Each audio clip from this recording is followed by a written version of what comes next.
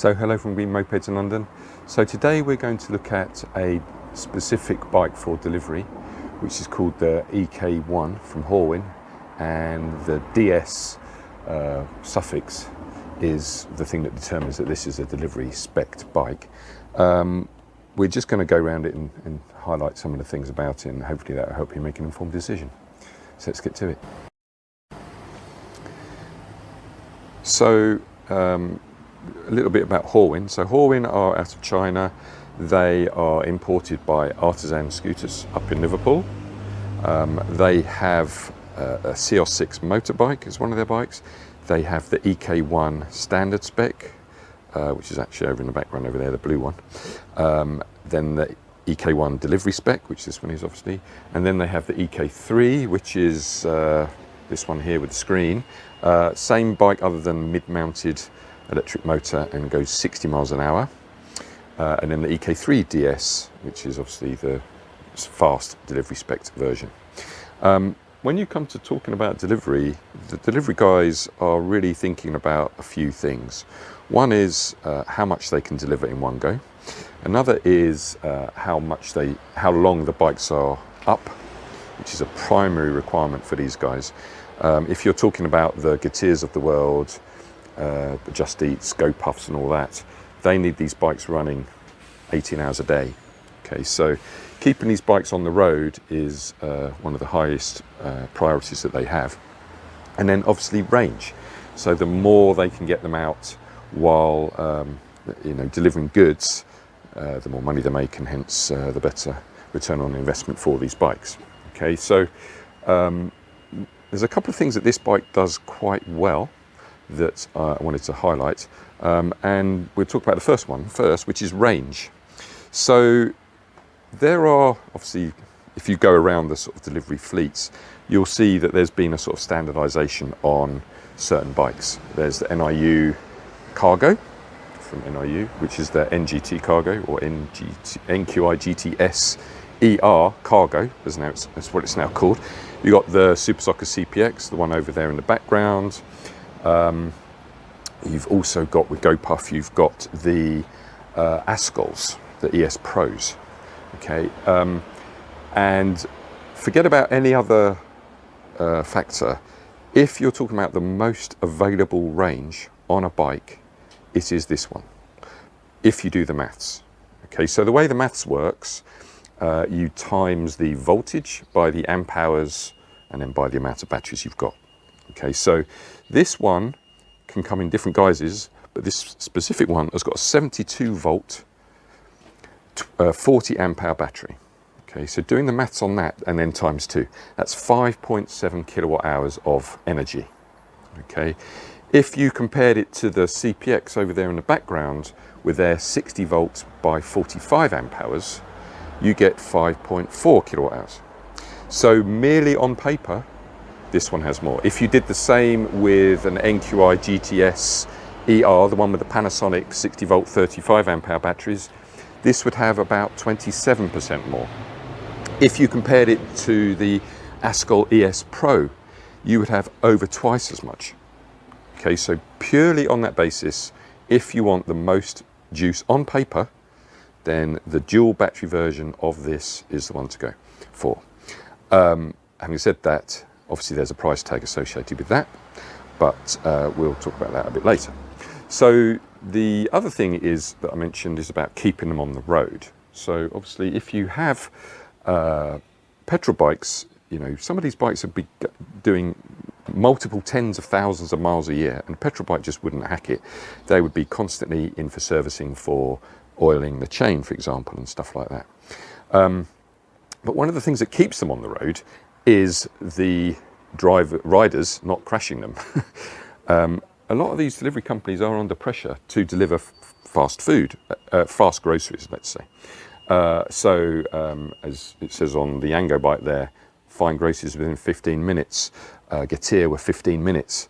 What happens is, the end result of that is that the riders are going for it just to try and get there in the time that they need to. Okay, so one of the sort of things that some of these guys are doing are taking the faster bikes, and I know of both two examples of this.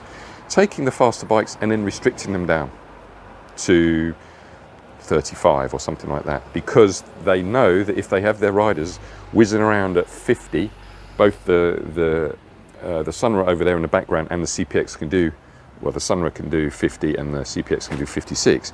If they have these guys whizzing around at that sort of speed, there are accidents, and there are a lot of accidents going on. We've heard this directly. Okay, so the other option, of course, is then to go for a slower bike in the first place. And this is one of those bikes. This is a 28 mile an hour. So this is a moped in all its senses. You need an AM or a CBT on your license. And this bike is stuck at 28, or in fact it went over 30 yesterday when I rode it. Okay, so that's one of the other things to highlight. Obviously with this bike, which again is different from, say, the CPX that is being used at the moment, is that it's actually made for delivery. So it has a single seat. So this is essentially what the NQiGTS Cargo is. It is a single seater. They've actually clipped the seat, and under here they've actually put the rack over the rear of the bike, just to make sure that the centre of balance is good. Okay, so as you can see, if you look down the line, the centre of the box is still over the rear wheel. Okay, just about. Okay, so other bikes, not the Cargo, because that is made for it, but the Yango Sunra and in fact the CPX, they just throw a rack on the back. Okay, so obviously what that limits you to is the weight, but what it also does, and we've seen this, is if you put a lot of weight on the back and the front wheel isn't in the best traction with the ground, then you start getting funny errors. We've seen this on NIUs, for example. Okay, because there are sensors on the bikes that expect the wheel to be, firmly placed on the ground. So obviously what Horwin have done here is they've actually removed the rear peg. That's where the passenger would have gone, and that's how they built in their rack. Okay. What that means is that rack also has a 30 kilo load capacity. Okay, and again, if you take the standard racks that come with some of these bikes, that will not be what you actually get. You won't have the ability to load up the top box with a 30 kilo. Just as an aside, this top box doesn't come with the bike. It's one by Puig, P-U-I-G. It's their maxi box, or mega box rather, 100 litres. The guys who we lent it to were loading that up quite nicely. Okay, but just to carry on about the bikes, the other things that might help with keeping the bikes on the road are things like bigger wheels. Okay, so the bigger the wheels, the better. Okay, so these are 14 inch at the front.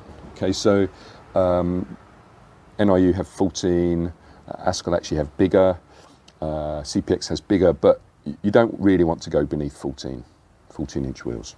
Okay, so that's that. So this one is a hub motor, and it has 2.8 kilowatts of power in it, and essentially, the battery's feeding directly into the motor.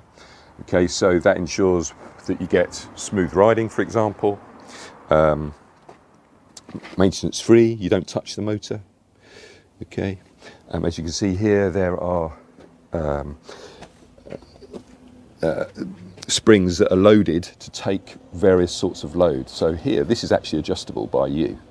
Okay, so this means that it's on its softest setting. Okay, so as you turn this round, you can get it onto its firmer setting. Okay, so these are adjustable by the actual person concerned. Okay. When it comes to the dash, it's pretty straightforward. The EK1s now do actually come with an alarm. Originally they didn't. Obviously that's a good thing, but the dash is fairly straightforward. Remember, this has got 2 batteries in it, but only one is ever being shown at any one time. Okay. What you actually do is you swap the battery lead here. Okay. These batteries are weighing about 20 kilos each. The all-up load capacity of this bike is about 280 kilos, which is obviously including the rider. But the design of it I quite like. I think the shape of it is quite nice, and this running light here is pretty cool.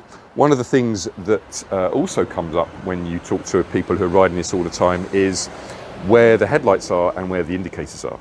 Okay, so in this bike they've got obviously headlights in the handlebars, which is good for turning into dark corners, and then they've got the indicators in the body, which means that that's good because when you turn, if you're sitting at a junction ready to turn, it's very clear to the people in front of you that your indicators are on, and obviously it makes noise. Okay, the reason that's important is because on other bikes, sometimes the indicators, and this is an NIU feature, they hang the indicators here. So if, for example, you were turning left, right, your indicator is actually partly hidden behind the body.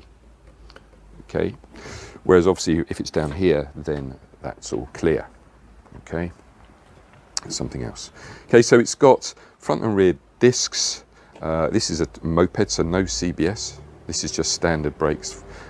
Front lever is on the right hand side, rear on the left hand side. So when it comes to range, back to the batteries, as I said, you do the maths and you get the potential juice. So 5.7 kilowatt hours. CPX is the next one down at 5.4 kilowatt hours, etc., etc. The Ascol is actually at the lower end of the range with 2.1 kilowatt hours. Okay. So the quoted range on this bike, and having ridden it for quite a lot yesterday because I was bringing it back from a trial, I think it's 50 miles per battery. It's quoted at 60, but the way I tell people all the time, don't extrapolate, but the way the battery seems to be reducing, I think you do get 50 miles out of this per battery. Okay, so that does mean, you know, you're getting guys out there on a full shift quite easily, in fact. Obviously you can have one battery on charge. If they're doing return to base stuff, then they can come back, swap batteries, etc., etc. Charging time, obviously the bike comes with a charger. It's a 10 amp charger. Charging time is going to be about 6 hours, but with 50-mile range you should be able to keep the rider going. Okay, or with obviously with a 100-mile range, then they could be out all day and then just overcharge charge at night. And the charging is either done through here or through the battery itself. One tip would be to actually get an extra charger. Okay, so so that you can actually have, if you have a sort of smaller fleet, you might want to have an extra charger. Okay, so the dash is very clear, as you can see. You've got P, the fact that the lights are on, remaining charge on the battery. This is the drain on the battery itself.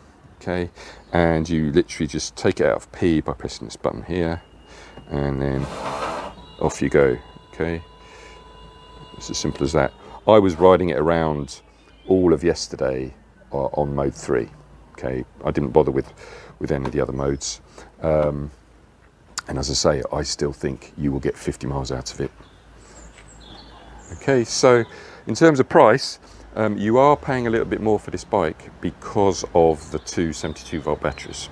Okay, but you have to weigh that up from the economics of, well, could I deliver twice as much stuff if I've got over twice as much range, but it's not twice the price of another bike. Okay, so for example, the Super Soco CPX with 2 batteries is 5,000.